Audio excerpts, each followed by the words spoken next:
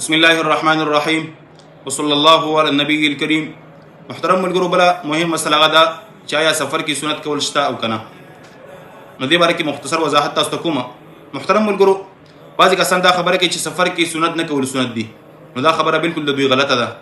دوی که چېرته تاسو ته د عبدالله بن عمر صاحب روایت ذکر کوي نو تاسو په دې باندې ترمذي شریف مطالعه کوئ. امام ترمذي رحمه الله ته وایي چې دلته قبول رخصت د دې مراد ده. مطلب داسې نه ده چې اوس هغه ترک کول سنت دي.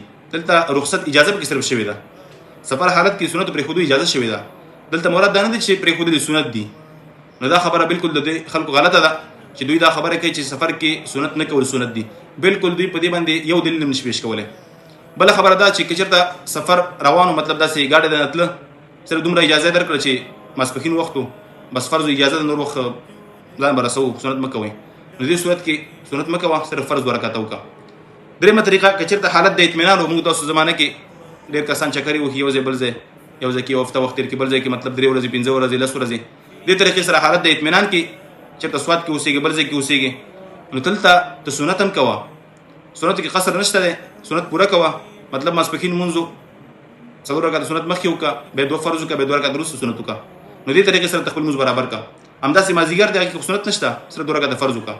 نو بهرحال محترم ملګرو، دا مولانا رفعت قاسمي رحمه الله چې د دارالعلوم دیوبند استاد دی، دې دا خبره ذکر کړې ده په خپل کتاب کې. د سفر متعلق یو کتاب لیکلی دی، د سفر مسائل او فضایل. دې کې دا خبره ذکر کړې ده چې چېرته حالت د اطمینان و نو بیا دې طریقې سره ته هلته سفر کې سنت کولی شي، بالکل یې کولی شي. دا بهتره طریقه ده. دلته پرېښودل اولا نه دي، دلته یې کول اولا دي چې په کار دا دی چې د سنت وکړي. نو علامه رفعت قاسمي رحمه الله دا ذکر کړي دي چې چېرته حالت د اطمینان و بیا دلته سنت کوه، دلته سنت مه پرېږده. دلته اتیان په سنتو باندې، مطلب راتګ په سنتو باندې بهتره دی، د دې نه چې ته مطلب دا سنت ته پرېږدې. نو دا بهرحال مختصر وضاحت مو دې متعلق ته وکړه. او بعضو کتابونو خو دا خبره ذکر کړې ده چې سفر حالت کې د سهار سنت نشي پرېښودلی. که چېرته ګڼه ګوڼه هم وه، دا مولانا رفعت قاسمي رحمه الله ذکر کړي دي، سهار سنت هم مه پرېږده. که چېرته ګڼه ګوڼه وي او که مطلب حالت د اطمینان وي او که غیر اطمیناني، نو دې طریقې کې به د سهار سنت نه پرېږدي. د سهار سنتو باره کې دومره سخت خبر راغلی ده، ځکه موقت هغه خو اکد سنت دي، مطلب سم مضبوط سنت دی هغه. او بهرحال د نورو سنتو کې اجازه شوې ده. هغه صورت کې چې کله سفر مطلب رواني، ګاډی ته نه ځي، دې طریقې سره به سنت پرېږده. او که چېرته ګاډی ته نه تله، حالت د اطمینان و، بیا سنت وکړه. دا خو بهتره طریقه ده.